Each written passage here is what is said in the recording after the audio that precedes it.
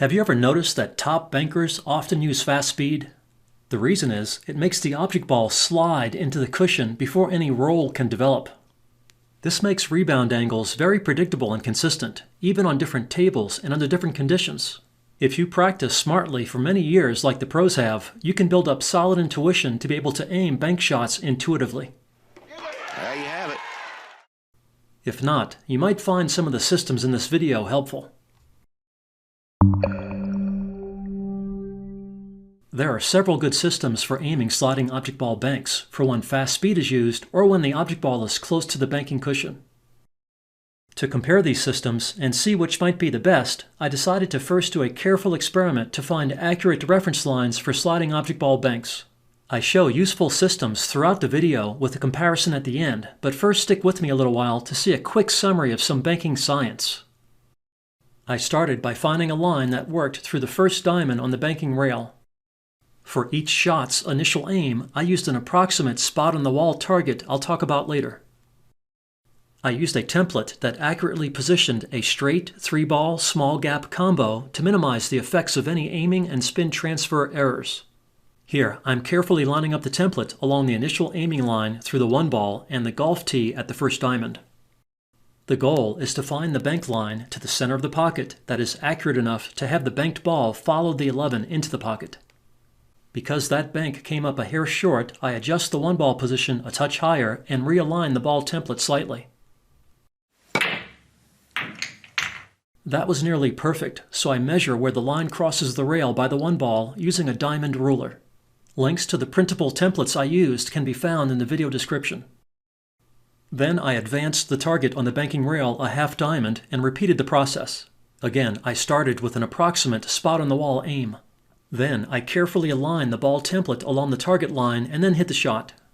Notice how I carefully check that the cue is over the rail ball by looking down and adjust the cue ball position as necessary to make sure the shot is as straight as possible. That came up a touch short, so I adjust the 2-ball position a touch higher and realign the template. That was good, so I measure the crossing point on the rail. I repeated the process for 5 lines, advancing a half diamond at a time. Here's the final shot from the 5th position. At the end, I decided to add a 6th line to the half diamond point. Here are the results for all 6 reference lines.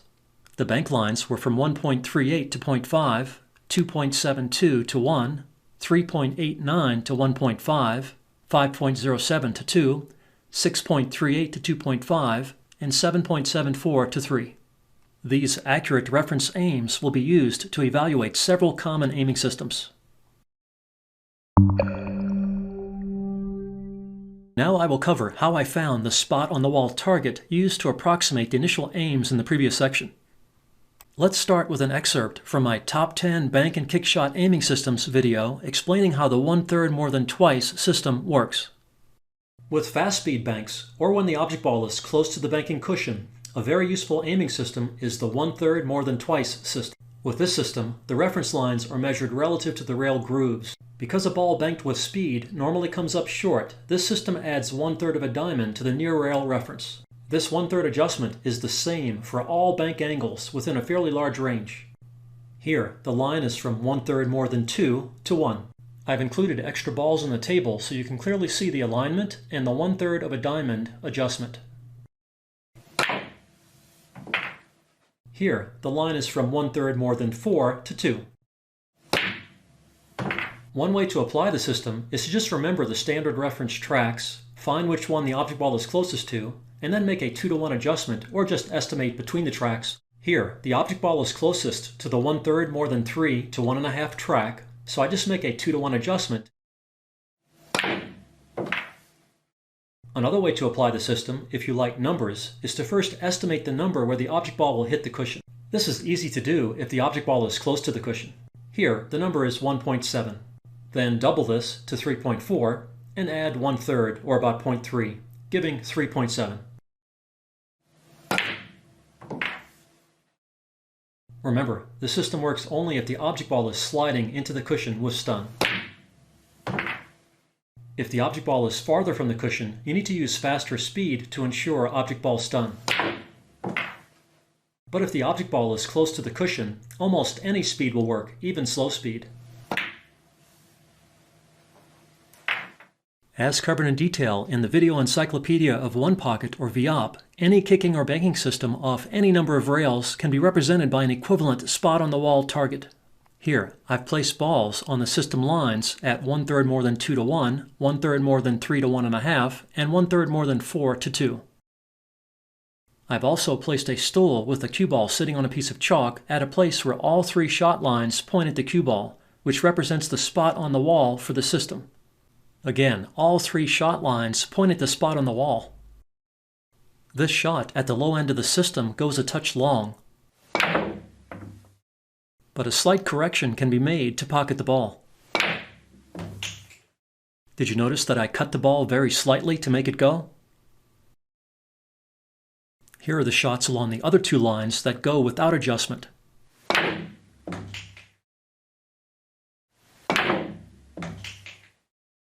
Remember, when the object ball is close to the cushion, speed doesn't matter much because the object ball is guaranteed to be sliding since it doesn't have any time or distance to develop forward roll into the cushion. Pocket speed works just as well as fast speed with the exact same system aim. This diagram shows how all the system bank lines intersect at the spot on the wall. And theoretically, any bank at any angle can be made by simply aiming at that spot. Here's an example. Simply aim the 11 at the spot and the ball goes. Here's a comparison of how well the 1/3 more than twice system matches the exact reference lines measured earlier. The system lines are shown in color and the reference lines are shown in gray. The system appears to be very consistent with the reference line directions, although the red line from 1/3 more than 1 does send the ball long as we saw earlier. Also, the orange line from 1/3 more than 6 will tend to come up a hair short. Here's a demonstration of that shot. But again, with a very small correction, the ball can be pocketed. Again, the system is very reliable, but small corrections are required close to the low and high ends of the range. Another spot-on-the-wall system for aiming sliding object ball banks is Bob Jewett's 3-diamond system. You don't need to know reference lines or have a spot on the wall near a table. The spot is assumed to be 3 diamonds from the corner pocket with any table size. Here's how it works. First, use your cue to measure off 3 diamonds on the long rail. If you do this ahead of time and mark your cue, you can skip this step. Then place the tip at the center of the pocket aligned with the rail grooves, with the cue straight out along the short rail groove. Then look back at the object ball to see the required line of aim. I have the cue ball placed along the line so you can clearly see the aim and so the bank can be pocketed with a straight shot. Here, the system is compared to the gray reference line directions. The red and blue lower lines will bank balls a hair short, and the yellow, cyan, and orange upper lines will bank balls a bit long, but the system is good for being so simple. In the next section, we will find an ideal spot-on-the-wall position based on the measured reference lines. As you can see, Bob's spot is off from the ideal spot, hence the slight errors in the system. Using the precise reference lines I measured carefully earlier, we can find the best possible spot-on-the-wall location.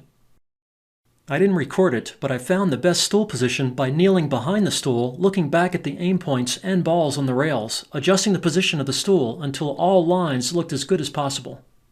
The best location is about 3.3 diamonds from the corner along the line between the cushion and the rail.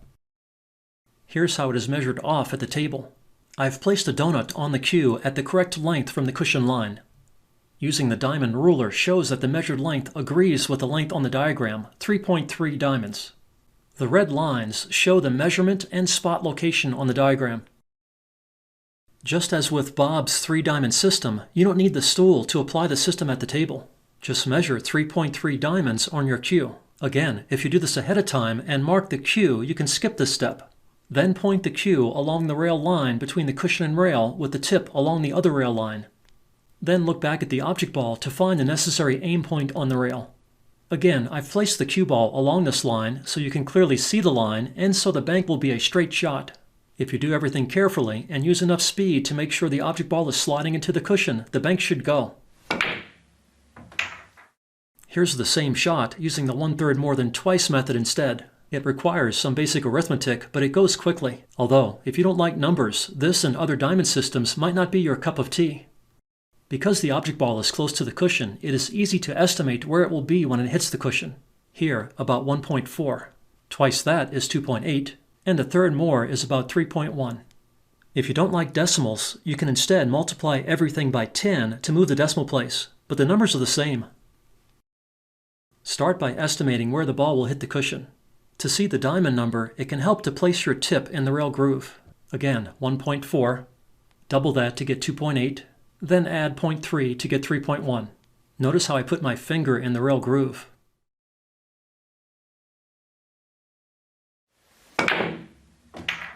Here's another example with a much bigger angle.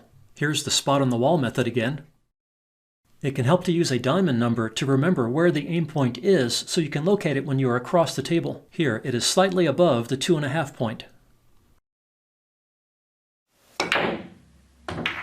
And here's the 1/3 more than twice method. The object ball will hit the cushion across from about 2.8. Twice that is 5.6. A third more is about 5.9. Adding a small correction, since the system banks short at large angles, gives about 6. Again, if you don't like decimals, you can use tens instead of ones. Here it is at the table. Again, 2.8. Twice that is 5.6. Adding 0.3 gives 5.9, and adding a small correction gives 6.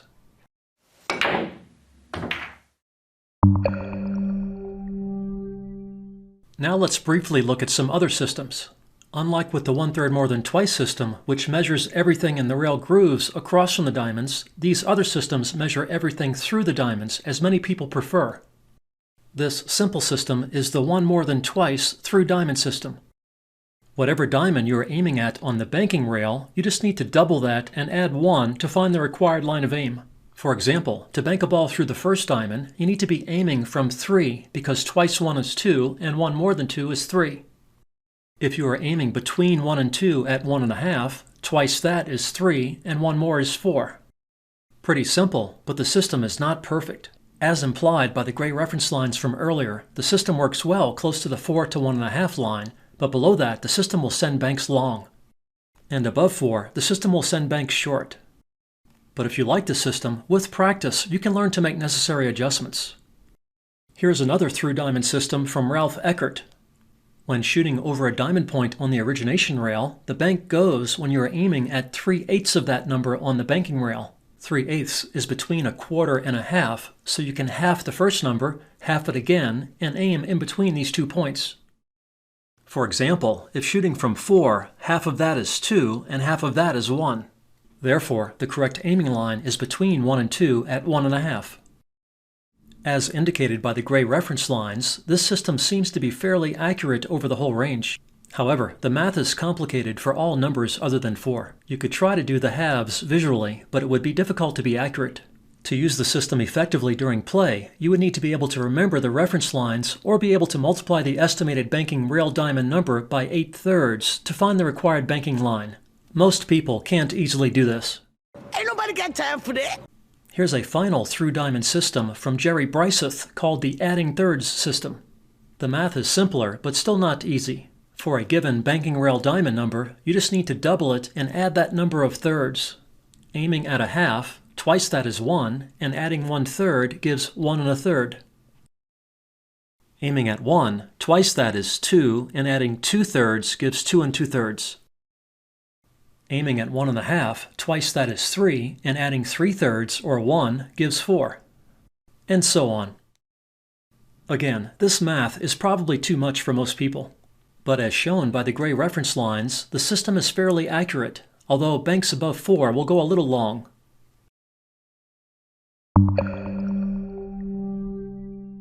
So which system is best?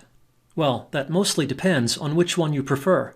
With practice, you can be effective with any of the systems if you know how to make adjustments when necessary. Obviously, the 3.3 diamond spot on the wall system is the most accurate since it was based on actual measurements at the table. The measurements were done on my table, but I expect them to be similar on other tables, since sliding banks are usually consistent on different equipment and under different conditions. That's one reason top pro bankers often use fast speed. The 3.3 diamond spot-on-the-wall system is the most accurate only if you are very careful with placing the tip, keeping the cue parallel to the end rail, and sighting the aim point on the rail. It can be used effectively for all shot angles, even very large angles beyond where the other systems start to fail. Although, the method also takes a long time to use effectively, so it might not be the best approach if there is a shot clock.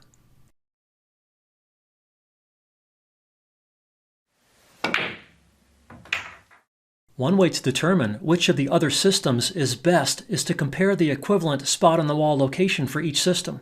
This diagram shows the effective spot-on-the-wall locations for each system.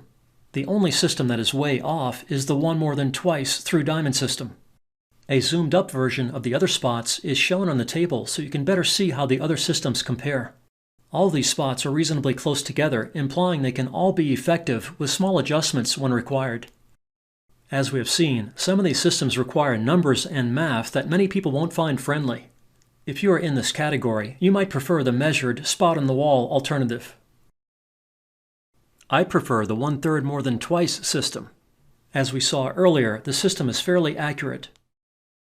That's supported here by the closeness to the reference spot on the wall. The banking lines are easy to visualize, so you can aim banks simply by visualizing the system lines close to the object ball and estimating in between. For more information and demonstrations, see the videos and links in the video description. Also, doing the math for 1/3 more than twice is quick and not too complicated. I prefer the math version due to its accuracy and speed of use at the table. I have also practiced it enough to know how to make the slight adjustments required at the low and high ends of the range.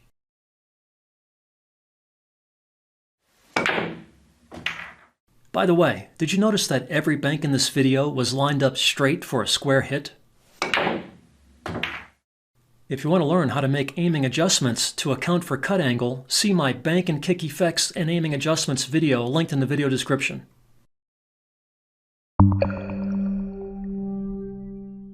I hope this video and linked resources help you become a more effective banker. But that ain't gonna happen without practice, so get to the table and try out the systems. We're talking about practice. Not a game, not a game, not a game. We're talking about practice. Good luck with your game from Dr. Dave.